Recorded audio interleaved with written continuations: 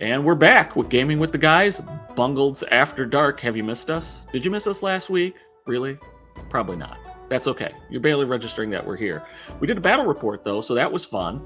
So I'm going to bring in my two cohorts in crime, Jason and Cody. Welcome, gentlemen. How are we doing this evening? Good. I spent a nice weekend off worshiping our Lord and Savior, Wasapu. Wasapu. Oh, God. My Lord and Savior, Wasapu. All right, I'm leaving. No. Just kidding. Is there any better figure in the game? I don't think so. Nope. But that's just Bushido. In Jason's hands and many other Silver Moon players, no. It's point, click, and kill. That's all you really need to know about Wasapu. There, I've summed that up for everyone. If you don't own Wasapu, even if you're not in Silver Moon, just buy him because it's worth it. Yes. And that's totally not what we're talking about tonight, but since we're on that subject, you may notice that we have the Izu theme up in the corner there. That's because tonight we're going to be not talking about factions in general, but we're going to be talking about themes. We've had people talk about, there's different channels that have talked about the starter box and how to expand on it and what figures there are and how the different factions play. Tonight, we're just concentrating on themes. And we're going to be doing this in a kind of series. But tonight, we're kicking it off with Ito. Why Ito? Because obviously, they're the worst faction in all of Bushido, as evidenced by recent tournament showings, as no one's playing the army at all. So it's obviously because their themes are substandard. Gentlemen, agree? Disagree? Yeah, that sounds about right. I mean, like, we watch them get rickrolled on the channel most of the other times. I don't see a lot of people competitively playing them. So it's just kind of like, it goes Tengu and then it's Ito just because it's Tengu. I don't know. Tengu had more people playing them than Ito. Oh, that's true. I almost played Ito for Adepticon. There's a lot of people but you wanted to win, so Ito. Obviously you played. Well, yeah, I had to win. Temple of Brokon. So there you go. Had to play Temple, so Ito to the curb. That's all right. I also had 0 games of practice with Ito. That's okay. You just show up to the table, pick up your dice, and leave. That's pretty much how it works with Ito. Fair enough. Wow. Jason's turned it up to 12 on the hate there. Well, I'm going to make sure that I'm the bad guy always, so I'm going to make sure Ito has more of a reason to hate me than normal. I mean, you're the bad guy, though. I mean, you play Silver Moon, I even though they might not win the tournaments or whatnot, they're the ones that keep you from.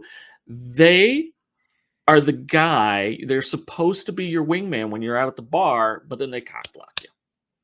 Who, Silver Moon or Ito? Silver Moon. Oh, Silver yeah, Moon. totally. I'm going to win the tournament, but then I got to face Ito. I have to play Silver Moon. Bam. Next thing you know, I'm in 5th place. That's a very accurate statement right there. That is very accurate. Ito's the ones that just friend zone themselves. Yes. Here, you can have these 3 victory points and win this game. There you go. You know what? I'm going to give you... Will you add me on Facebook? Maybe LinkedIn. Whoa. Who uses those? I'm strictly MySpace, all right? I think I still have a live on MySpace because I just don't know how to shut it down, nor do I remember any of my passwords. But Russian hackers do remember my passwords for MySpace. Same. At least that's what they tell me. So I got that going for me. So, yeah, as we diverge off a little bit of what we're doing. So tonight's thing is we're going to be talking about themes, and specifically Ito themes. Again, it's something we kind of wanted to do. It's a little bit different to kind of go, I don't want to necessarily call it a deep dive. Maybe. It's sort of a deep dive. I mean, themes are kind of really important in Bushido, just kind of whatever you're doing. A majority of people, and maybe not as much in like the friendly settings, but in the tournament setting, there's usually at least some sort of a theme being played besides what you're playing at your local friendly game store. Yes, and I'll agree with that. And I think probably the reason why I wanted to talk themes was a lot of the chatter, less on Facebook, more on Discord, and just in general. And some of the other content providers talking about the 2 generic, in a tournament setting. Now, keep in mind this is more tournament setting than friendly because the tournament, the Ronin themes are more geared for tournament use. I would say people could agree or disagree with me. So because they're more geared for that, you don't see them in casual play, but the casual play themes can still be very, I would say, viable in a tournament setting. Cody, what would you say? Because I know in the tournament you used one of the Ronin themes, right? Yeah, I just used that so I could swap out 2 models and take the bull with the monks. Okay. I don't know. But would any, well, and this will be probably something we'll talk about more when we get to Temple Rokan and talking about their themes. Would you have met the same kind of success had you been playing one of the basic Temple themes, do you think? No. With No. the list I wanted to take, no. Okay. Because I couldn't take half of it in one theme or the other, which Okay. is what I think a lot of factions suffer from for the most part. Is that the at least the themes. Now, on the flip side, would you have been able to play it themeless? So not using the Ronin theme, not using a faction specific theme. Do you think you'd have the same kind of success? Yeah, I think I probably would have been okay if I played no theme. I would have just probably have taken Suchiro for the zone Not control and left Kosuke on the in the on the bag. bench. Yeah, yeah. Because we talked about that as we were playing, when you guys did your battle report and whatnot, and we talked about it kind of off screen a bit that Kasuki's all right, but I Suchiro seems to be better. Yeah, I really only took him because of light-footed and the fact that he's a cool model, and I painted him like the day before Adepticon and wanted to use him. So, He is you a know, cool model. I can't blame you on that. No, for sure. I totally agree. He's pretty sweet, and whatnot. But so that's kind of, at least the thought behind this is kind of, I wanted to spur discussion, not necessarily talking about lists that people play, not necessarily doing the tournament, whatnot, but just to give everybody a feel of the themes and what could be done with themes. So whether you're playing friendly casual or you're thinking of being competitive and going into a tournament, what are the themes? What do they do? What do they prevent? And then is there a specific figure or two that go into it? And then we'll probably talk about which ones are our favorites, why, and what we would use with them. So that's kind of the idea behind this particular episode. So starting out, each one of us is gonna, we've already decided we're each gonna talk about themes because luckily Ito only has 3 themes, thankfully. And Cody, you got the first one here, so let me shift things around, and that's not what we want. We want this. I'm going to get there eventually, people. There we go. All right, and that's the first theme we have up is the Blessed. So, Cody, run us through this and give us your thoughts on it a little bit. all right. So the blessed, don't play it. Play ordered for battle. No, I'm just kidding. Okay, we've gone off the rails right from the beginning. All right. So no, the blessed theme. Friendly Sishay models gain double key tokens on the key generation step of the first turn. That's really cool and huge. Second benefit, each turn choose one friendly heavyman, and that model may be given up to 3 Blood of Orochi instead of the normal 2.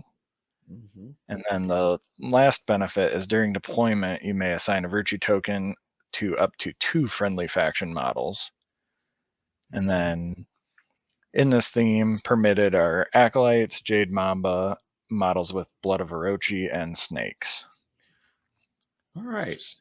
So what do you think about it? What would you say is the best thing about this theme? Just based on it. The best thing is probably the double key tokens for the Sishay models, considering that this theme kind of not really forces you to, but wants you to take 2 to 3 Sishay models. Yes, I would agree. I agree with you. I'd say well, I'm kind of torn. I'll be honest. That I think the first one, giving the double key tokens, agree. That's totally huge. But I also think it really is trying to shoehorn you, like you say, into taking two models. Oops, I forgot to do that. 2 or 3 of the 2 or 3 of the Sishay. And why are we taking 2 or 3 of the Sishay? Why would you want to take multiples? They get a benefit. I forget what it is. They get It's resistance. +1 effectively, or it's like a something. cumulative live +1 Oh, I think they resistance get per willpower and Seashade. resistance. Yeah, for Yeah. every Seashade that's within 3 inches, um, It you get effectively adds +1. It's like +1 willpower. to your adds +1 to your rolls up to a maximum of 2. So if you have 3, whoever's casting the spell, whoever's doing the key feat is going to add +2. +2 if you have them within 3 inches, except for Kinu, unless you play a specific card on Kinu that makes her get the Seashade bonus. So Right, and Kyu. Yeah, right? Q. 'Cause Yeah, isn't Q he has it too. Kyo, Yeah, Kyo Q. has it. Kyo has it. Kyo has it. Satsuki has it. Akio has it, and Sakura has it.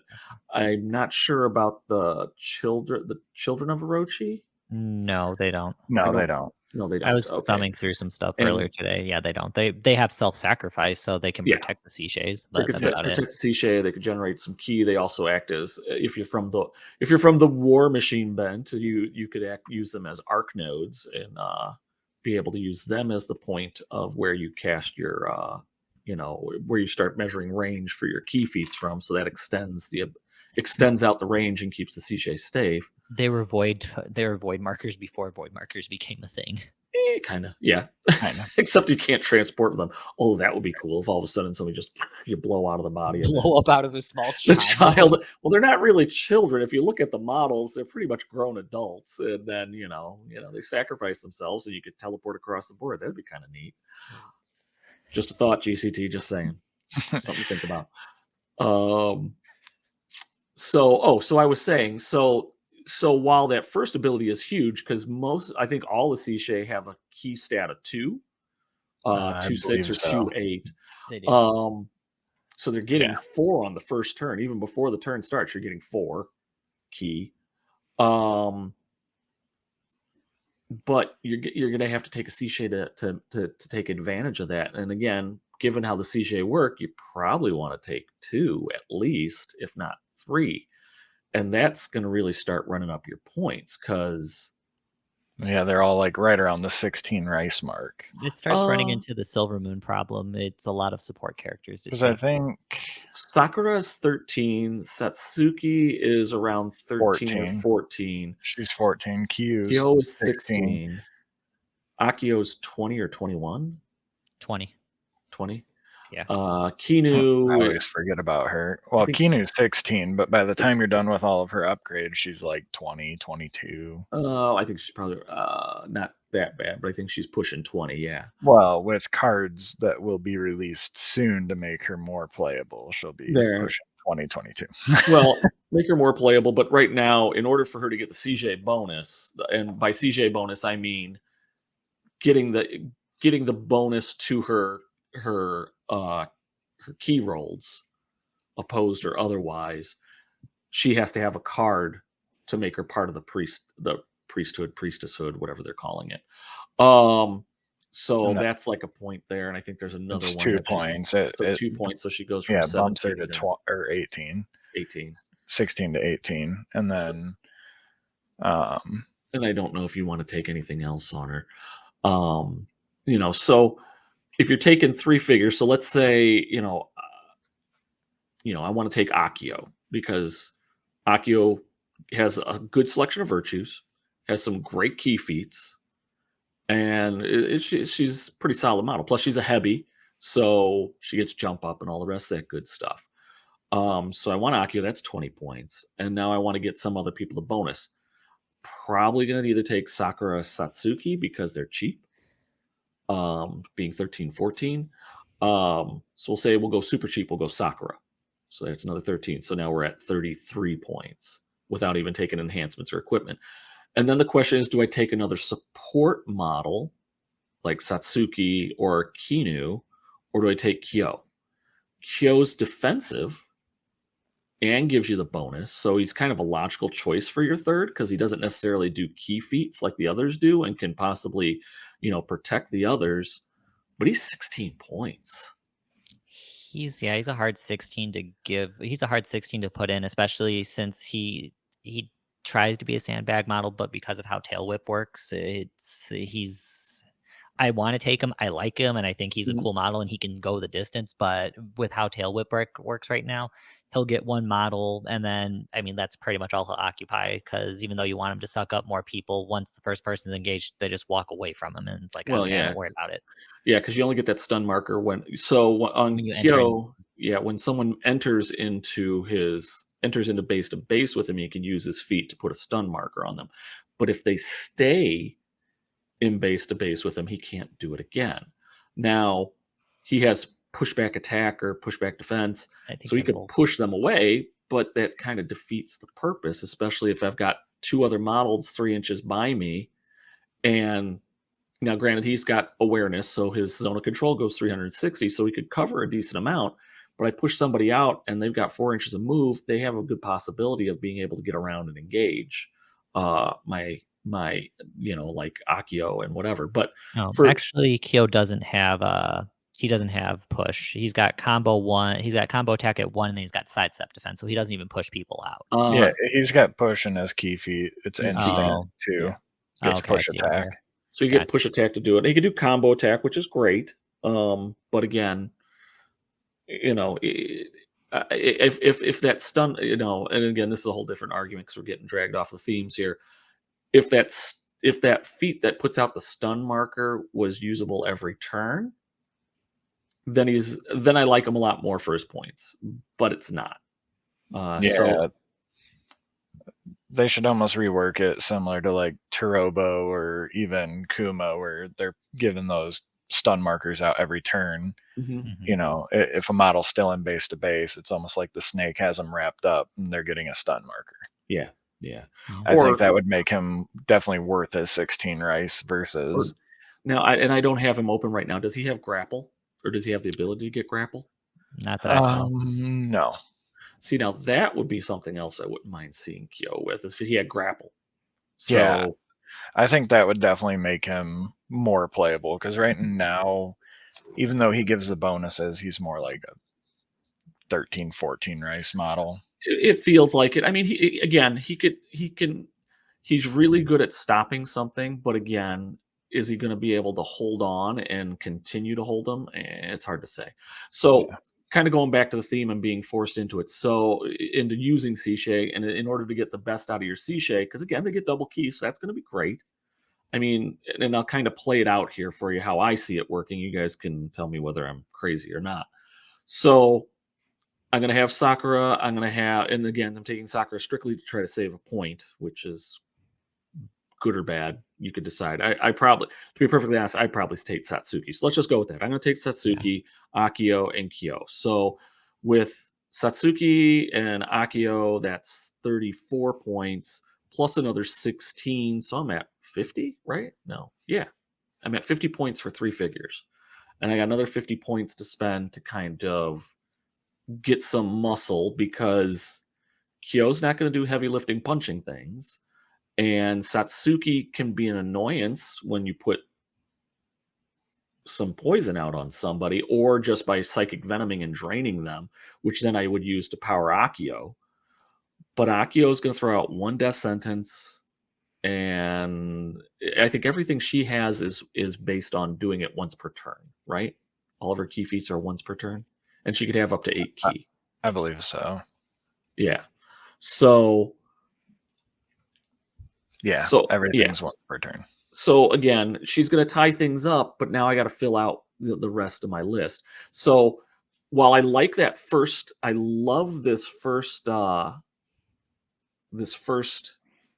thing here.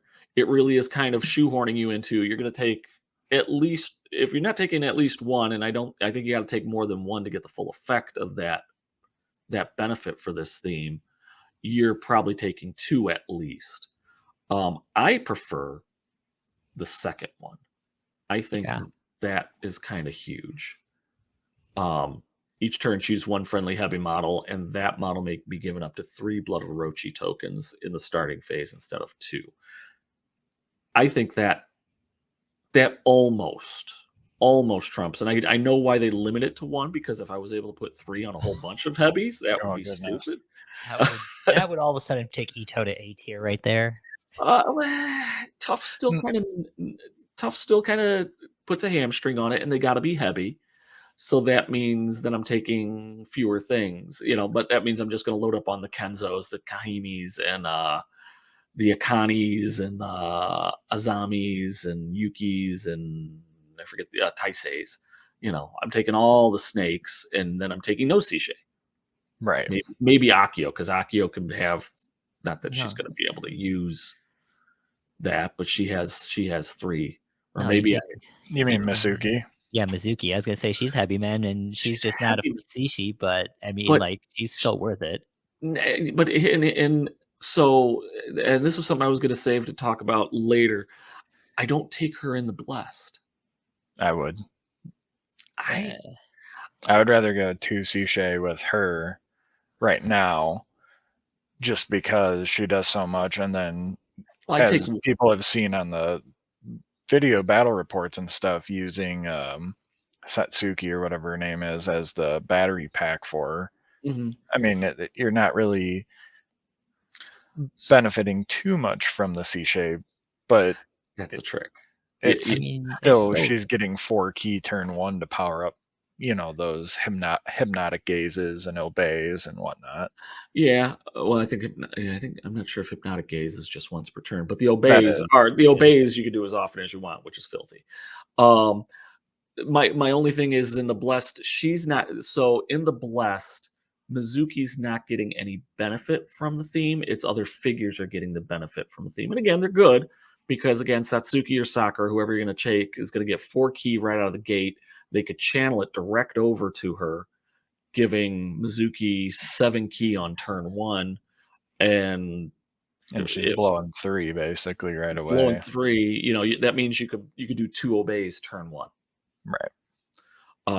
The first one you wouldn't have range to unless you had and you got to have. I think it's a simple action to do the arc note on the Child of Orochi. But it's an active, but it's only a 4-inch range. Okay. Yeah. So I could still move up. So I could still move up, and the range on obey I think is 8. Yeah. Correct. So that's a range of 12. So 12. So 12-inch range. Technically 13 if you count the model's base size and get technical and all that. But so if you wait to use Mizuki and use 2 obeys at the end of round 1, probably going to have somebody in range, if not 1 or 2 models in range, if you play it right and are not worried about keeping the Child of Orochi alive. You're probably going to be able to reach out and possibly obey up to 2 models on turn 1, leaving you with 1 key going into the next round, but you'll be set at 4. Sakura or Satsuki are going to get 2, and God forbid Satsuki is able to psychic drain somebody and hits the max on it. But she, again, because Mizuki is not Sishe, and the only reason I'm not saying what Mizuki is because I can't pronounce it to save my life. What is she? Shugenja or something like that? Shugenju or something like that. There's a different theme I like Mizuki in, but I see the benefit of having I see the benefit of having her in theme. I just like when I have a figure like Mizuki, and I love Mizuki. I didn't know about her before, but now I'm like, how the hell am I not playing with her all the time? Yeah, I don't think I'll ever get my figure back. No, you're pretty much not. I'm going to buy you a new one at some point. Plus, it's already pre-painted. Yay. Exactly. Because it would take me at least 6 months to paint it. So there's a different theme. When I play something in a theme, I want to try to get I'm trying to wring as much out of that bonus as possible. So when we drop down, so I want to play as many Sishe as possible to get those benefits. I gotta admit, I like Mizuki over Akio because Akio has some great stuff, and Akio has some wonderful virtue tokens that she hands out too. Or I'm sorry, virtue abilities that you get when using the tokens, and she could hand out a virtue token. So it's great. And all the Sishe, Kyo, Satsuki, Sakura, all have virtues that you can play. So you have a boatload of virtues. You got start with 2 on your models, and then you could toss out another 1 every turn. You have a lot of virtues, and they're really good, especially if you have Akio. Mizuki has none. That's true. Yeah. But she's also cheaper. She's what, 18 points? 19. She's only 1 point 19. less. She's only 19, one so she's race. one less than Akio, but I say she should probably be more like 20, 21. Yeah. Given her benefits. And that's saying something. I feel dirty sometimes using her. No, I don't. I totally don't. But going back to the 3 Blood of Orochi on a one model, that's really nice because that somehow gets around most tough. Not completely, but if I have tough one models like most Oni are, or a lot of the Butos in Silver Moon, a 3 Blood of Orochi goes to 2, and that's something. Mm-hmm. You know. So that's still great. a solid hit. Yeah. You know, I know what model I like putting that on. Yeah, Kahimi, the only model you should put it on. It makes sense, especially early game, because I mean, like you have a flying whatever she's gonna do to you plus 3, so she's effective. At minimum she's gonna do 4 points of damage to something. Yeah.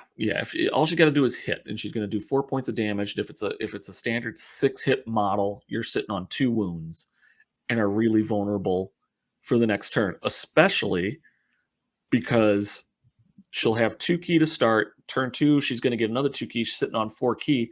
Guess what she's going to do? Quick reload and shoot you at the top of 2. Yep. Or she's gonna or if you decide to double up on that poison, throw it off on another thing and just start weakening everybody. Then Ito's on even footing with a lot of those models. No, so yeah, I've taken down more models in turn 1, and at first I felt bad about it, but then I got over it. By doing a Kahimi, a Kahimi arrow at something. I mean, I've hit some pretty valuable targets and done some serious damage. Sometimes it's because of the poison. Sometimes it's because my dice got hot with the damage roll. But typically, it's going to do a point of the poison comes into play, and in turn 1, that's one of the few turns putting poison out on something that I'm not worried about retribution, because a lot of times when you put poison on a model, they're still alive. I could do, I did 5 points of damage on a 6-point model, and you're going to die at the end of the round. I still got 2 actions. Guess what I'm doing? I'll have attack. Screw you. Yep. So it's like, oh crap, yeah, I forgot. That's not so great. Now again, Satsuki could kind of help that with accelerate venom. It's hard to get her in position to do that. If I, and that's a wasted action. It's one of those, do I waste an action to do it? What other models would be good for the 3 Blood of Orochi?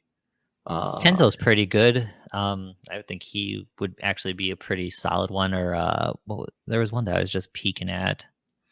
If you have them set up right, Isis is a great one for it. Oh yeah, that's true. If you can benefit from his assassin, where you're kind of rolling top damage, like prioritizing like something, a Buto or a Kawano Rojin, one of those big models. If you can set that up so he's cranking the damage and then also getting that 3 poison on it, regardless of tough, kind of, he might be able to one shot it or get it pretty close.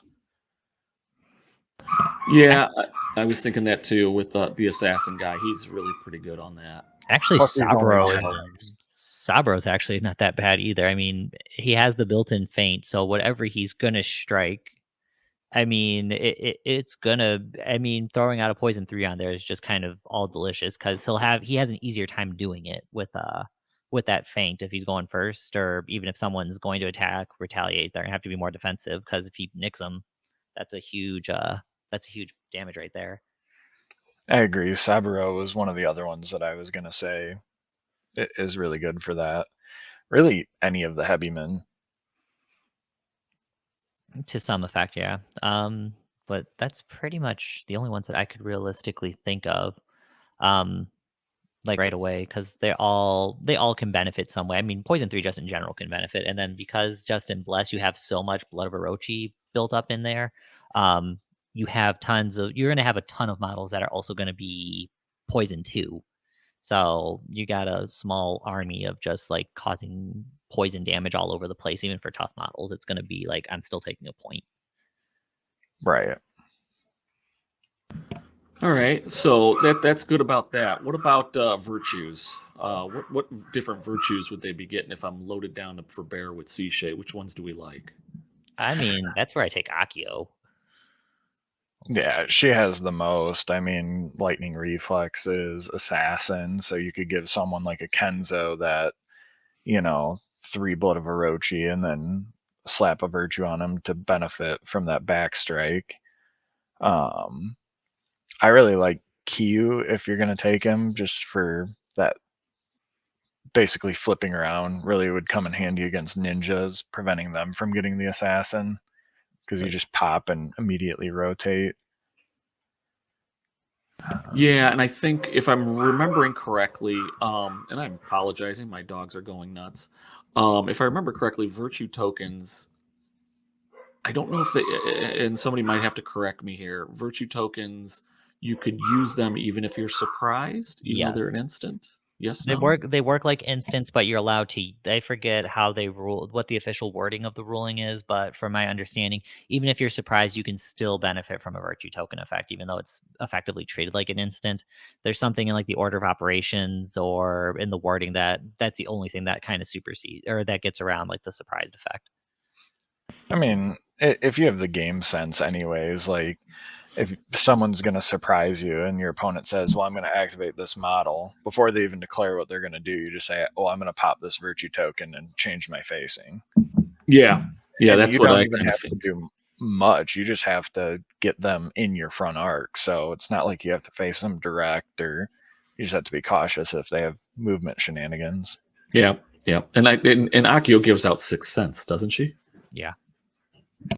That was one of them. It should be lightning reflexes, 6 Sense, assassin. Yeah. So, I mean, another reason why Kyu isn't really the greatest, because she can give 6 cents. So It's helpful, but now that I realize that, it's like, oh, wow. Kahimi. So round 1 against ninjas, Kahimi with 6 cents and Blood Orochi 3. Goodbye, Katsumi. Yeah. That's kind of dirty.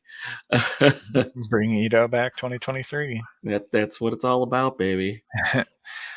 I really wish that there was more use for the acolytes, like the Child of Orochi and Kazuhiko. Like, Mhm. I know some of the stuff that's to be released soon, and I don't remember, or I don't think that there's anything along these lines, but I think it'd be cool to have uh, like a 2 rice card that goes on Kazuhiko. So it'd effectively make him 10 rice, but it would give him essentially the C-shape keyword. Okay. So it'd give you that 10 rice model instead of having to take, one of those other models, and it would just open up the list building a lot more. And I'll say I really would like to see, and you bring up the acolyte because the other thing that allows in there, it allows you to take Temple Bushis or Chio. Mhm. Mm-hmm. And I'll admit I like them because for 10 points, and I think Chio's 12. Chio's 12, yeah. They're great little figures, and they have a 3 melee pool. They're 5 speed. They're not gonna win the world. Although Chio has Cloud Walk and Sidestep Defense, so that really helps. They can all get lightning reflexes.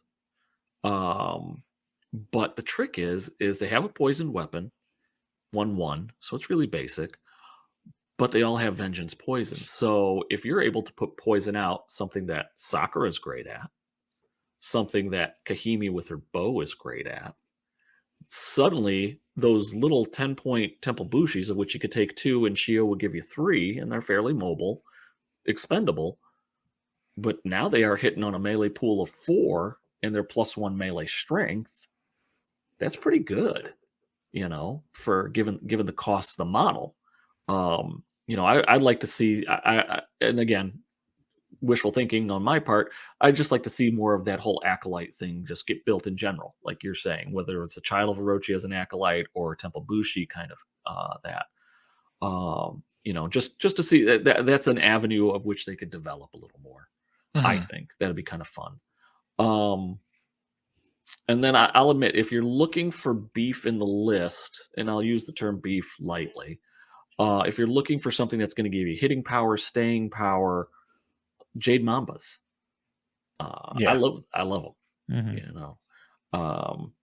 The basic Jade Mambas are great protectors, and if you use that bodyguard right, you could rope somebody in. Oh, I'm gonna get that hit on Akio. And no, we're suddenly switching. Now you're up against armor 2 and somebody who could actually fight. And they could even, and the nice thing about the Jade Mambas, they could still be engaged and use their key feat to come out of engagement and then be able to bodyguard. So that's really nice. And then of course there's my favorite name Jade Mamba. I can't believe I'm forgetting everybody's names. Oh, Takagi? Takagi, yes. Or Takiji or whatever how you would want to pronounce it. Now he actually can bring some muscle. So he's got the basic Jade Mamba stat line, and he's got the bodyguard and all the rest of that jazz. But he has rend, so he can get brutal 1. So when he wants to be active in hitting something, he can make it count. Not as good as a Masunagi, but that he gives you protection and gives you hitting power, which is really what you're looking for in a model that's going to be used as somewhat of a protector. And he's not terribly priced. No, absolutely not. I mean, if I could only take one Jade Mamba, I would definitely pay the extra point and take him for the upgrade. He's one of those models that it's worth paying the extra point or trying to find that extra point to get him. I mean, if you're going to go that, so if we're going that Sishay list with 50 points, and we'll say with the Akio, Satsuki, and Kyo, you want to you could throw in 13, 26, 40 points, and you could have all the Jade Mambas in there too, if I did my math right. Mm-hmm. I think that's about right.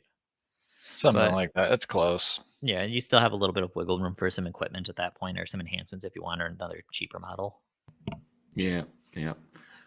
And by the way, I apologize for everybody who's listening and maybe not seeing it, but every animal in my house has gone absolutely bonkers. You hear a cat who's been well fed today. Don't buy anything that that cat's saying. It's a well fed cat. And the dogs are excited because their mom's home. Yeah, no, everybody hears you and everybody understands. I may have to go and feed you in a moment. Yeah. All right. Oh man, he's really echoing there. He is, isn't he? I'm going to be back in just a second. So keep talking about what do we got left? Oh, what do we got left? We've got I mean, that's pretty much snakes. it. The only other That thing means you can take there is the Yamatsu. snakes. That's what I was gonna say when I was looking at it here. It's like, you know what? If I'm just gonna have somebody, if I'm gonna have support, or if I just feel like that I need something that's gonna hit, Yamatsu's absolutely worth it for 25. He's a little bit of a big investment, but just reading over him again, he's a mountain to climb. I mean, the only thing you can try to do is shoot him to death, but even then, he's got Oni hit points at that point, where it's like it's tough to take him down. And if you don't have range, he can also take Arashi's fan. Oh, yeah, even better. So then he's got at least a little bit of protection. So he mitigates out the +2. He mitigates the -2 that you're getting. But Yamatsu, definitely, I would think if you're going to go Sishay heavy, he can be worth that 25 points because Indomitable 1 in split attack. So he can engage multiple things and not take too much of a penalty, and at least deal with 2 targets at the same time because he's throwing 4 dice. Right. Yeah, he's really good. I've had good success with him when I've played multiple different Edo lists. Just an overall fun model to play. Yeah. And not really a spoiler, but if you look on the Blessed page on the wiki, there's a model that is named Sakaguchi. Pardon my pronunciation. There's no profile or anything on there yet, but just a name. So could be a new Sishay or something coming down the pipeline. Or that'd be kind of cool. 3 heads. Yeah, 3 heads with 3 heads. Different hair pieces. That's gonna be the new theme, the 4th Edo theme. Don't touch the hair. Wait, that's a Guild Ball card. Never mind. Yeah, that's a Guild Ball. We'll have to find something else for that. So that's pretty much the Blessed in the nutshell. We'll probably talk more about its pros and cons, but we kind of gave you a good feel, some models that work well with it, and we kind of covered some of the pros and cons a little bit, at least in my opinion. Again, it's a solid theme. Let's just shift to here. That's not what I want. There we go. It's a solid theme, and I like it. It's I'll admit personally, I haven't been able to make it work for me. Me either. I've taken it to a couple tournaments up versus the Bushido Badger guys, and I've done middle of the pack in all the games, but it usually is just really lacking on either that punching power, or you go up against a list that you should do really well and the dice just kind of hose you. Well, and again, because you have, again, it relies on control. So yeah, if you don't get some of your control elements or feats off, I was kind of saving this for the end, but we might as well start digging into it a little bit. If you don't get some of those control elements off, it's really hard, and you're not going to rely on removing your opponent's key pieces to a certain degree. So you're kind of shuffling things around, tying things up, and trying to score the points or whatnot. So you're playing somewhat of I'll say you're playing an aggressive defensive game, at least what I would picture. So I have my Sishay in back, and if I'm using Childs of Orochi, I'm using it so that way they're at a safer distance, but I still got to be aware. We played a private game once, and Jason had his flying fatty come in and squash something, but that was in a different theme anyway. So with Viola Rajan's breath on a Budo, that's absolutely no fun.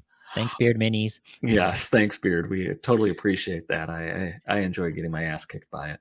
But so you got a little bit of a buffer to protect, and but the key is then you could run up your more offensive models, whether it be Bushis, Isis, Mambas, Kenzo, Taisei, Yuki, those heavy men holding Kimi back for a little while so she could try to pick off some shots. But running them up as quick as possible so that way either A, you get that early scoring, which, spoiler alert, that's why they changed some of the scenarios to later scoring, so that way Ito can't score early, or Dissension for that matter. Didn't affect Temple. Didn't affect Temple, apparently. Didn't see that, did very they? Well rounded. Nope. Sneaky monkey. Yes. So, you get up there, and then you get that, and then you tie things up, and then kind of like try to press forward. So eventually, what I mean by aggressive is you're running up to engage something, but you're really just going to be playing defensive dice. And then when the time is right, you sidestep, they attack you, sidestep around the back, hit them from behind, and then have another model move in, and you get the, while they're exhausted, you hit them with a second model and hopefully take them out. Put a poison on them, have Bushi come in with 4 dice, and they're going to be down 2 dice because of outnumbered and exhaustion, if it's the right model. Again, there's lots of counters to it. It's a very, high risk, high reward kind of thing, which apparently is all of Ito. There's probably a better way to play Blessed. Feel free to chime in, let us know. But I again, like Cody said, he hasn't had success with it. I haven't success with it. Jason plays Silver Moon all the time, so he just beats the crap out of it. So, well, the Blessed to me, it's Bushido, as we've kind of talked about, like offline. There's a lot of counters and hard counters. And unfortunately, Blessed falls in those categories of if it comes up against one of those counters, you're not going to have a good time. Unfortunately, it's kind of how it is. It's not necessarily that it's bad. And again, depending on the right combination of figures that you do, it's just going to be a matchup. If you're playing against a mainly tough in a lot of cases, if you're playing up against something that's got a lot of tough, you can bring some range to try to bear with it because some of the bigger models tend to be tough. But the bulk of your force is going to really struggle on poisoning things because except for that poison 3 that's going to be out there that's going to do 2 points of damage, all the other stuff that it's going to be poison 2 effectively with all the extra blood of Orochi you're storing up in there is going to be only doing a point of damage, which a lot of those models anyways have a lot of health. So it's like it affects me, but now I will say 1 extra point of damage is still huge. Oh yeah. And if you throw enough counters out there, which we did forget to talk about, one of my I forgot about Sabro when we were talking about heavy men, but I forgot to talk about my most favoritist of all heavy men. Oh, Akimoto? Akimoto. Mm-hmm. Impetuous one, and all he does is spits poison over people. And I think we were talking, the conversation is, and I might be getting it wrong. I think it bypasses some of the poison things, or at least those things that are normally immune to poison, because it's. I don't want to get into the ruling on it. It's weird because he's spitting it on them rather than it's being done as part of damage. I think it has to do with Solus, where Solus models actually can be affected by his poison. That might be it. Yes. So it kind of gets around that. But, again, my ranged attack does X amount of, I do X amount of number of poison 1 markers on it. I like using him in conjunction with Temple Bushis. You got a couple Temple Bushis running up with Akimoto. Akimoto is going to go first. Hey, guess what I'm going to do? I'm going to run up close to this guy and go, bleh. And now you're covered in poison. And guess what? For the next 2 rounds, because I put 2 poison markers on you, my Temple Bushis are hitting you with Poison Vengeance. Yay. So that's what we got. So let's take a peek. That's pretty much the bless. Let's take a peek at the next theme, which is Lords of Izu. So Jason, why don't you tell us about Lords of Izu? And I'm going to step away and deal with the crabby cat. So Lords of Izu, I've played against this a lot of times, especially in the early days of the channel. So just to kind of go over what the theme does, in the end phase, poison damage ignores the tough trait, which is huge. During deployment, 1 Ito Samurai gains leadership, friendly, +1 within 6 inches until the end of the game, also huge. And then in the starting phase, add 2 Blood of Orochi tokens to the pool. So you're getting essentially a free Blood of Orochi. Permitted models are Ashigaru, Ronin, Kami, Samurai, and Snake models. And then the exclusive are Heavy Men. So we're not able to take any of our Snake people, so no Kahimi, no Kenzo, unfortunately. But with some of the Ito Samurai that are just in the faction, I see it as a loss, but it's not a terrible loss, especially depending on how you can back it up with the Ashigaru if you almost want to have more of like a military style faction instead of just taking some samurai and then a bunch of like flying snakes. All right, so that's Lords of Izu. I totally didn't hear a damn thing Jason said, but I will say this is one of those. I do enjoy this. Let me make that a little bigger. This theme a lot. At least I did in 2nd edition. I played a lot of Lords of Izu in 2nd edition. So this is a theme. If you want to play a more traditional, did you say that, Jason? If you want to play a more traditional samurai, yeah. I was making a comment of along the lines of we don't get access to the heavy men, but with the samurai available in Ito, it sucks, but it's not the end of the world because some of the Ito samurai are pretty awesome. Yeah, I would say so. And while you don't have Blood of Orochi, you do get 2 Blood of Orochi pool, and then there are plenty of event cards and enhancements which allow you to add tokens to your Blood of Orochi pool that would allow you then to spread poison out, and then that ignore the tough trait. That's pretty damn awesome. That makes a card for me, to be quite honest, is ignoring the tough, because that helps basically Ito do what Ito needs to do. So then you're not getting bullied around as much by tough models. No, I agree. I agree. I find what I find definitely annoying. That helps make it, because now you're applying full damage, so you're getting 2 Blood of Orochi. Again, you're not gonna be having a pool that's like of the blessed pool where everybody's got Blood of Orochi. So if you got 6 or 7 models, you got a Blood of Orochi pool of 7 or 6, or if you put Akimoto in it, he gives you 2. But you could probably get, if you have the right models or you play some cards, you could get bursts of it, and plus you could add poison weapons, so your 1/1s are effective, and then you get a little bang in there sometimes with a 2, and they're all gonna deliver the full impact on it. I will also say, for Lords of Izu, I really do like the fact, because again, this is playing more of a traditional Ashiguri samurai kind of list. That one Ito samurai gaining leadership for friendly models +1 in 6 inches, that's huge. So it's going to do one of two things. One, it's going to allow you to spread your leadership bubble around to give your 1-die Ashiguri a little better of a fighting chance of making a roll. Because some of the Ashiguri, Are Temple cowards. So yeah, your mainline Ashiguri are not great. I think some of them even have cowardly. Some of your other ones that get there, like your Mambas, which are Ashiguri, your Temple Bushi, while their acolytes are also Ashiguri, they have bravery. So I get 2 cracks at making, if I'm needing to get a 5 or a 6, I get 2 cracks at it, as long as my target's not doing terror. And at +1, that's an even better chance of doing it. What's even better is it's a +1.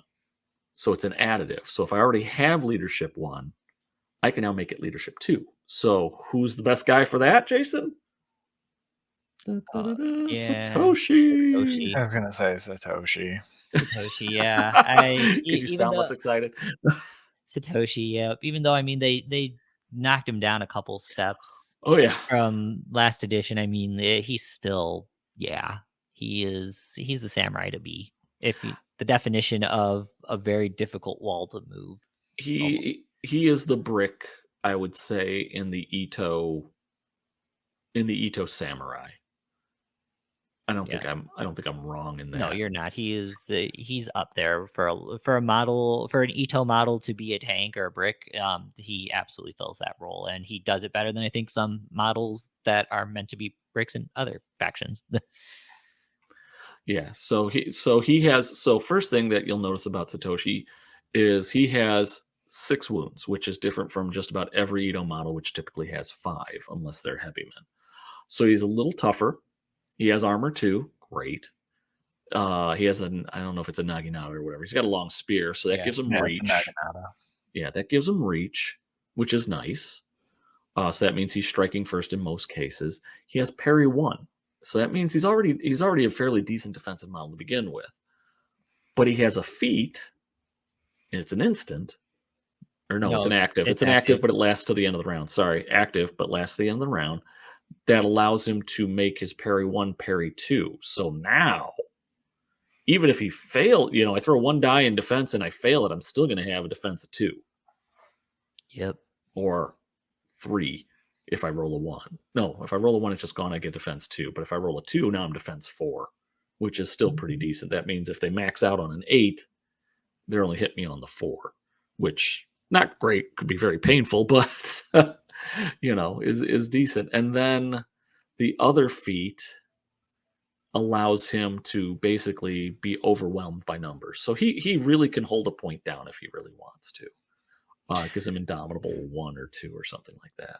He doesn't get Indomitable until he gets unassailable, which gives him Indomitable 2. That's what. Yeah, that gives him. That was the key feat that I was talking about. Yeah. Melee prowess. Again, he's a solid samurai. I wish they would have left him. If they were good, I wish they would have left him with his profile from 2nd edition. If you're going to give him a 3 melee pool, leave him having the 2 key to do the battle stations. The battles. To 2 key to boost his melee pool. Oh, okay. I agree. He either needs that or bump him to a 4 or a point reduction, because I've got him and Ito Kenzo pulled up, and they basically they don't do the same thing by any means, but just looking at the 2 models, there's a 4 rice difference, and unfortunately you can't take Kenzo and Lords of Izu, but for the most part I would take him over Satoshi any day. Mm-hmm. And I'll say Kenzo's a more offensive model than Satoshi. I would love to see what they would be like in the same list, which we may cover in just a moment. Who knows? Yeah. The Lords of Izu, again, your choices of putting that +1 on Samurai, you're going to find out becomes very limited. So when you're talking Samurai and Izu, you have Itsunagi, You have and now Masunagi. my dogs are not making noise, but I have other house members that are talking loud, so I'll apologize for that. So Itsunagi, Masunagi, Satoshi. If you're doing it in points order, it's Itsunagi, Satoshi, Masunagi, and that's it. Yeah, that's you have Koburai now.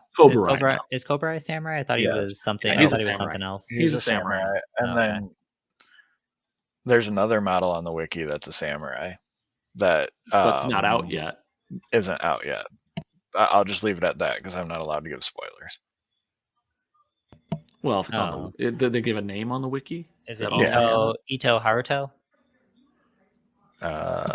Probably. That's what I'm looking at here. I just clicked on. I'm on the wiki too, just for reference, and it has nothing linked up in there. So I don't know how I feel about that Haruto. I'm going to just call him Naruto by accident all the time.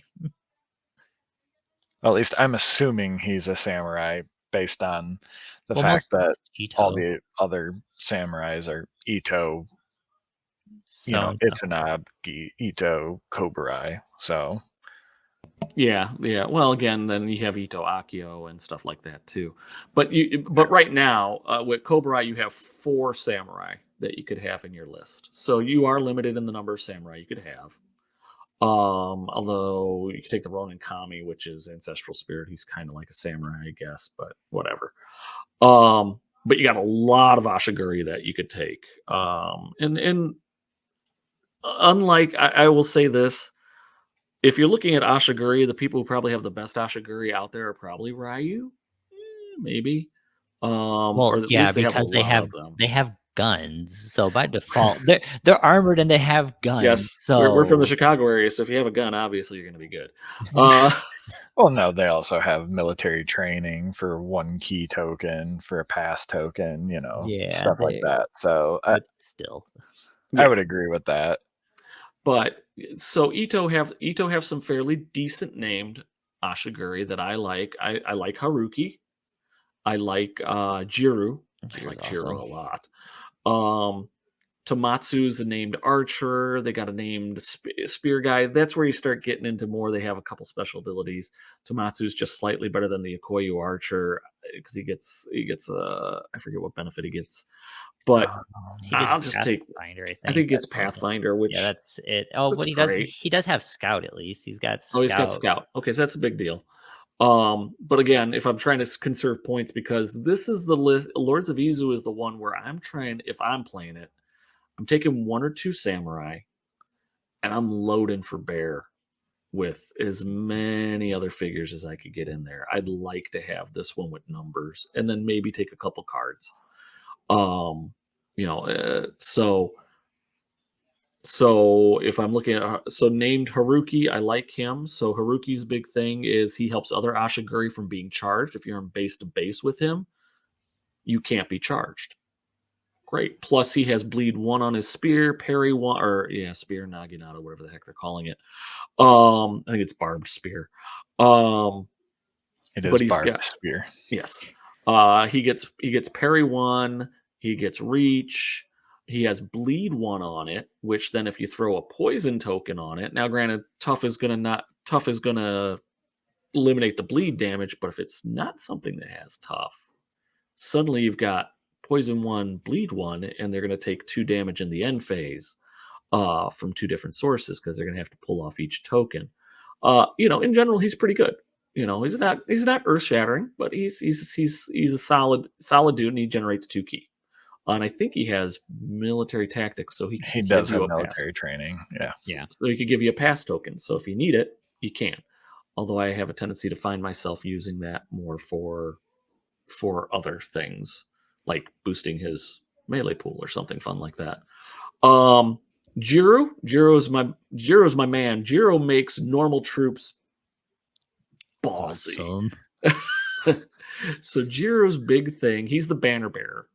And Jiro, and he has a special card that he has for the banner, but I don't. We'll get into that in a second. But Jiro gives you he gives you somebody else that's not a samurai that could give you a bubble of leadership. And 2, he has the feat Inspiration. Awesome. So Inspiration allows a model of lesser cost to get +1 to its melee pool or its range pool. Great. Awesome. Every turn, it's 2 key. He generates 2 key. Turn 1, you might not use it unless your archers have something that they really want to hit and you want those 4 dice for it.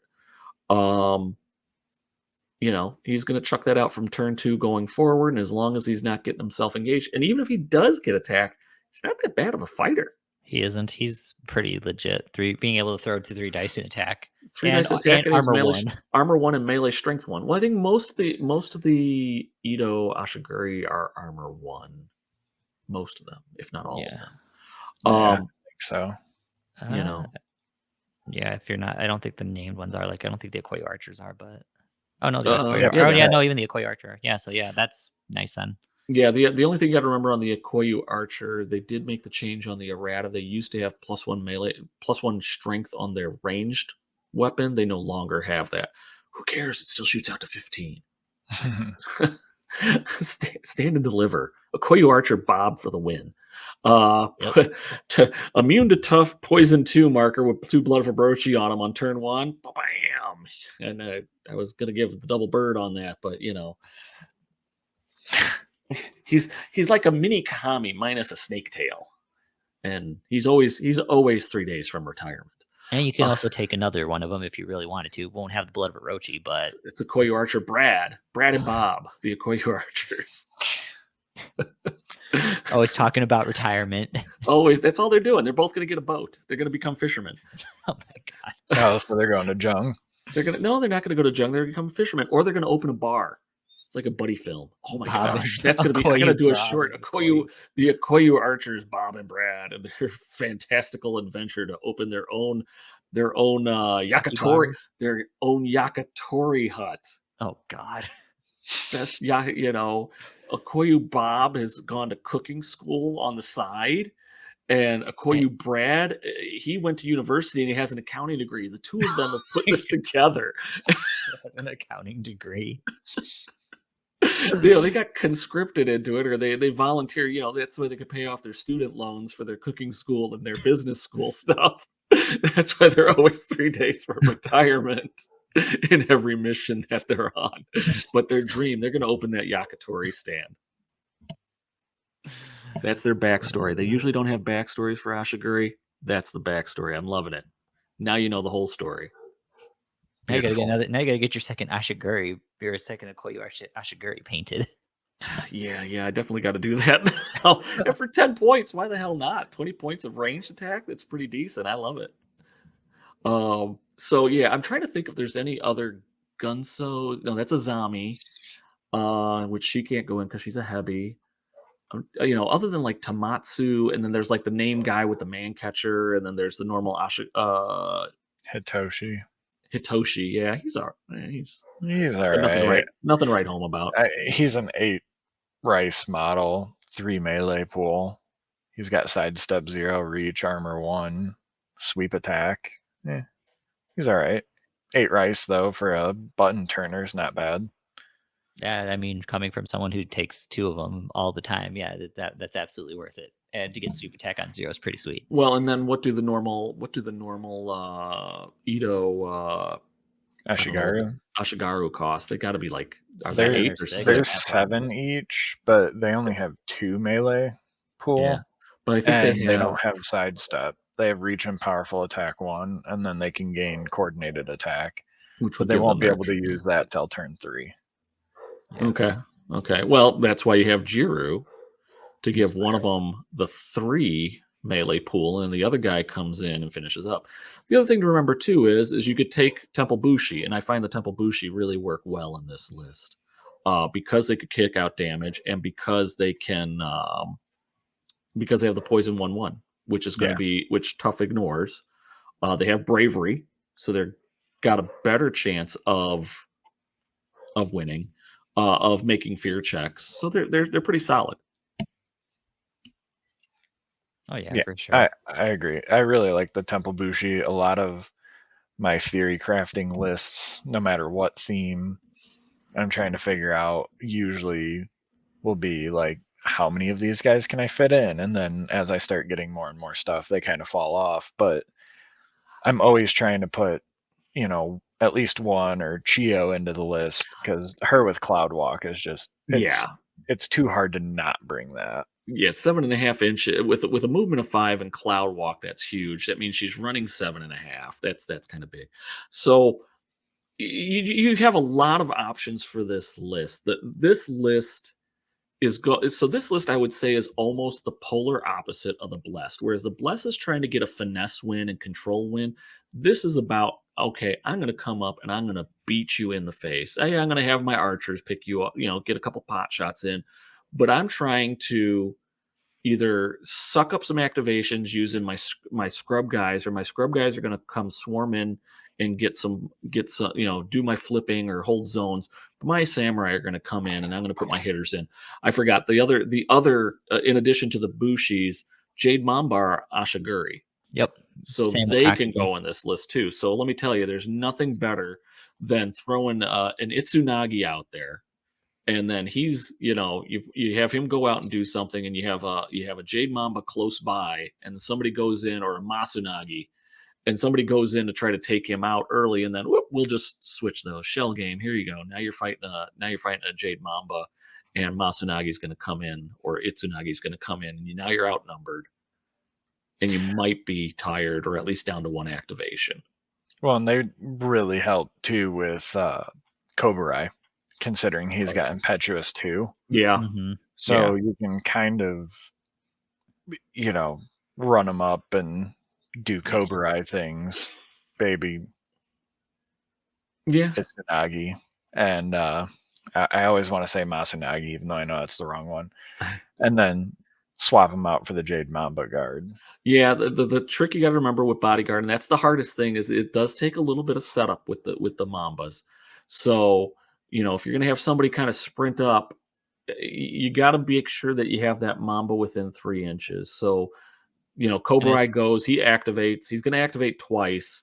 Hopefully he's able to put down something, because then your turn 3, you're probably running up a Mamba to get in range, at least 3-inch range, so he could do the swap. And again, double check bodyguard. Do both of them, or is just the bodyguard has to have an activation for bodyguard has to have the activation? So it's just the bodyguard. So bodyguard has to see the target and have an activation. So he's got to stay. He's got to be within about 10 inches. So Koburai's got to go 10 inches up the board and stay there, because if the Jade Mamba runs, it's only running 7.5, which will get it within that bubble then to be able to do the swap out. And again, once Koburai becomes engaged, and you can't bodyguard. So that's the only downside of it. So it's one of those, Koburai's got to go in there, take out a target, and then hope that it's just, he's pretty much a solo model killer, and then you try to get your Mamba to help support him on a flank or something along those lines. Potentially. This is theory crafting of the highest degree, and I should not be trusted with anything. I forgot to put this up because I was running around doing crap. Silencing pets and other things. So yeah, I really do like this list. I do too. The only downside is it can't run heavy men, and I don't know. I will say the only thing I haven't really tried is I haven't put snakes in, which would give you really cheap activations. Yeah, that's true. Or big hitting double-headed snake. Well, the regular snakes are 2 rice each, and then the flying vipers. Take the Shigemono vipers, which are 6, and they're pretty good too because they have flank. Yeah, that's what I was thinking about those lately. I mean, the other ones aren't bad, but I kind of like those the Shimigami vipers. However you say their name. Yeah, I'm not even looking at how it says because I got everything else open. Shimogamo. Yeah. Winged snake. Winged snake. We'll call them that. Yes. I think the only reason I haven't gotten them is because I can't paint them to paint them properly, because I suck at painting. Well, I have them painted somewhat poorly, so you can always borrow them. I could always stake those too. Yeah. Maybe I shouldn't offer my stuff up. Yeah, it's like, stop giving him the missing pieces. He needs to be like, oh wait, never mind. Ito is not bottom tier. Ito's bottom tier, baby. Doesn't matter what I have. Probably in the hands of a better player, it's good. But and again, everyone, to be perfectly honest, I'm totally joking, tongue in cheek, on on Ito being bottom tier. It's just I'm salty that no one played it at Adepticon, and I haven't really been seeing it a whole bunch out there. Ito is still pretty damn solid, but that's just me being silly. It definitely is solid. The biggest thing that they had to do to nerf Ito, and I use that lightly, was they just had a different tournament pack that scores later. That's the only way. Only way that they could bring Ito in. Unfortunately, it's just really hard bringing, because Ito just sometimes can lack some of the staying power. This type of theme can help with that, though. But that's about it. You want to play cautious with Ito, but Ito says no, you should not play cautious. And this is the list. This theme is the one that says, throw caution in the wind and beat the crap out of stuff, which ended up leaving you strung out, which then leads you to the one model that if you want to beat face in Lords of Izo or an Ito in general, that you take is Masunagi, Ito Masunagi. He is just an absolute killer. 4 melee pool, 5 speed, 2 armor. He's got martial prowess. It gives himself cleave. Gives himself his key feat is cleave, and or lightning reflexes. Yep. Or both if you have 4 key. For the low price of 17 rice. I'm like 17 rice, baby. See, that's another thing where it's like you look at him and then you look at Satoshi. And it's just like it's realistically Satoshi should be having like tough and like several other things if they're charging 5 for him. If he had just something, even endurance, just that extra thing that, and I know that that's not really in Ito, but just something to make him worth the 22. Like I said, either give him 4 melee, Satoshi give him 4 melee pool, or you give him the ability to boost at 2, which again, that's a trade-off for him. If he wants to go offensive, that means he's probably not doing the parry 2, right? Although you could still do 2 if you have 4 key, which he generates 2 key, so it's really not that big a deal. And since the parry lasts the entire round, it's not the hardest thing to do. But Masunagi, back to Masunagi. He is probably the ultimate killer. And if you really want him even better, so you take Masunagi. He's got cleave, which gives him brutal 2, and then you take Itsunagi's gambit on him, which means if he throws all of his dice into attack, he now gains +1 brutal. So now he's brutal 3. Risky. Being on the receiving end of that, it's not fun. You pretty much just like, why am I even rolling this die? Risky, but it's a one. I think Itsunagi's Gambit's just a one point card, so it's always nice to have because now people are a threat for it. Are concerned about it. The only thing I'll say is whatever you're going in, you're probably going to want to kill. So 4 dice, all offense, are probably going to roll 3 dice realistically. And I think does he have powerful attack 1? Yes. Yeah, Masunagi's got powerful attack 1. So powerful attack 1 and sidestep defense. Yeah, so I take 3 dice. I go 4 dice. 3. I go 3, which is all in. I keep that 1 to give myself powerful attack. Spend 2 to give myself Rend, so I'm cleave. So I got cleave. I'm sorry, I give him cleave. So he's now brutal 2 plus Itsunagi's Gambit because I'm all offensive. Now I'm +3 on the die roll. The only thing that you fear is just rolling crappy dice. Because if you do hit with that, you're +3. So on an 8, you now become, if you roll 8, now you're suddenly 11. So even if your opponent rolls 8, you're still 3 higher than them. So you're hitting on success level 3. And with powerful attack, you're +5 on the dice. So on success level 3, I could still do. You could do a lot. You could one-shot a lot of models in the game. Yeah, most again, it's going to be target selection, but that's one of those that maybe you have where you try to protect with a Jade Mamba, or you just got to be really cautious with him because you could leave him really strung out to dry, and he could be in trouble. Now, the one weakness that Masunagi does have, which is going to be kind of weird, he's a coward. He doesn't have coward on his card, but he has no way to boost his he's got 2 keys, so he should be making most of his fear checks and whatnot. But to be perfectly honest, he doesn't have he doesn't have bravery, he doesn't have leadership unless you put leadership on him with Lords of Izu, which is not the worst thing in the world because then he also benefits from that leadership. So yeah, I found I find nothing wrong. I love the model. In the old version, he used to generate fear because he had the scary mask. They took that away from him. Why? He was too good. Even He was too good. Fear 4. 3. I would even Fear 3, like, as goofy as that sounds, like, I still feel like people would fail it from time to time. I mean, the pit dogs, for sure. the pit dog has it. If they wanted to really give him something extra, just give him the same thing that the pit dogs do. When he activates, he gets Fear 3. So when he walks into someone, Fear 3 check. Someone's going to screw it up. But then his point cost would probably go to like 19. Yeah, unfortunately. So we'll keep him cheap so I can throw some cards on him. Keep him how he is. He's fine. He's fine. There's nothing wrong with this model. Anything else that's going to be done to him is just going to improve him to insane levels. Which then takes us to the model that a lot of people, he would work well in this theme. Not going to lie. Although I could see him in, he can't be in the Blessed. So yeah, so this is probably his theme. Is Itsunagi, Ito Itsunagi. You know, he is the original 2-bladed samurai ass-kicking dude. I'll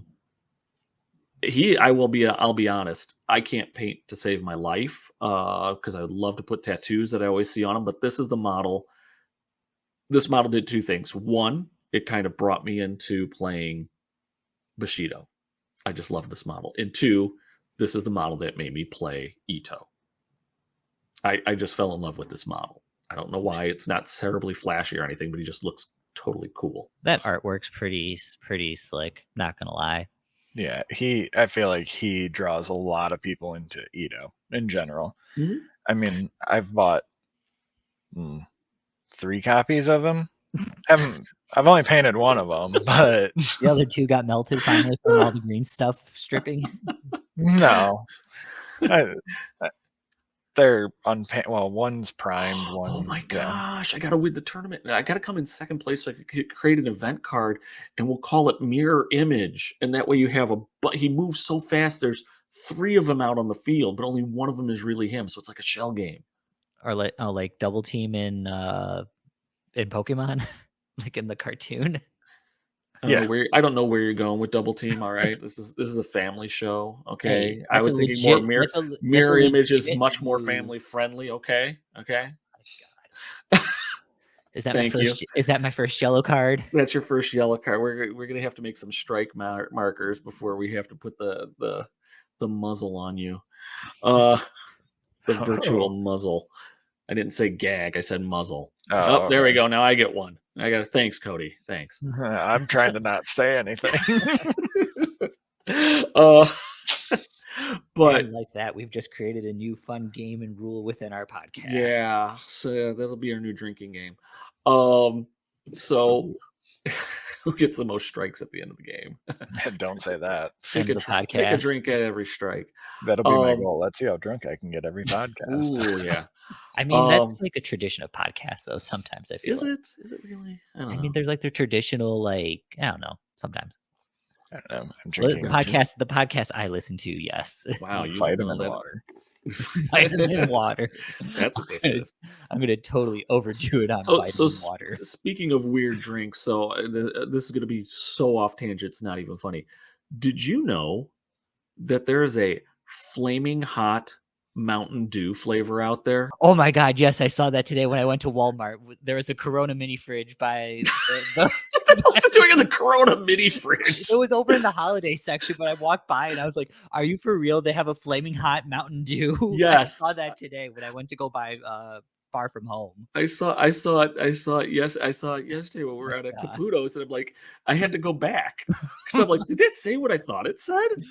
It's disgusting. Like, who thought this was a good idea? I like hot stuff and everything like that, but at that point, it's just like I'd rather just take a bottle of Salsa Valentina and just chug that instead of drinking a flaming hot Cheeto Mountain Dew. That just sounds terrible. It is. That sounds as bad as playing Ito. Oh, I don't know what Pepsi Cola is thinking. I don't know how high they got when they're like, guys, I got some munchies and I need some Mountain Dew. They were just running out of flavors, I guess. I don't know, but whoever thought that was a good idea. I'm surprised that it's not a Taco Bell exclusive. I'm not gonna lie, that's like their second besides Baja Blast was Flaming Hot Cheeto Mountain Dew. I'm just trying to see how it would come out of the machine. I almost expect it to be this heavy syrup that goes in there. I don't know. It just is disgusting. It's disgusting to think about it. If anyone has tried the Flaming Hot Mountain Dew, please comment to let us know if we're right or wrong. Please let us know if you went to the hospital for like a burned out intestine. And does it give you Cheeto fingers when you drink it? That's the only They reason tie why your fingers if you get any on you. Oh my gosh, it's not coming off. Oh. Anyway, so let's try to rein this back in. I'm not even sure how we got to where we got to. But so Itsunagi. Bungle. Yeah, total podcast bungle. So Ito Itsunagi, I love him. I love the model. A lot of people don't like him because he's expensive. And they have changed him a lot. And for 25 points, I'll be honest, for 25 points, you want him to be a reliable killing machine, because that's kind of what he's supposed to be, like Masunagi. But he is I can't even say he's the glass cannon. And here's the reason why. A glass cannon is going to be able to put down the target. Masunagi is able to do it because he at least gets brutal 2. He could get up to brutal 3 if he really pushes it and takes one card, which pushes his point cost to 18. Ito Itsunagi has combo attack 0. That's his main offensive force. He's only +1 on his melee strength. And the only way he gets brutal 1 is if he goes all in on the attack, which he has no armor. I think he has dodge. Mm-hmm. It's been a while. So dodge 1 is an iffy armor defense, but if you're relying on people's fear of him and that combo attack to not put as many dice into attack.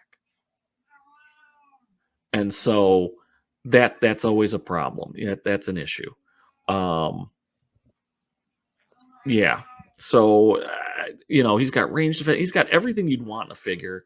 He's just something. I don't know. I put him in every once in a while, and I get mixed results with him. Either people are busy, he gets tied up and doesn't get his points back. Because I guess the question is how do you term getting your points back from a model? Is it by them scoring scenario points and flipping objectives, which he's really not designed to do at 25, or is it putting down models? If it's putting down models, he doesn't do it quite efficiently for me. He's in a weird spot, and I think that's the reason why they honestly made the other Snake, even though, they came out at the same time, but they're both 25 points. Yamatsu is what you would expect for a 25-point model.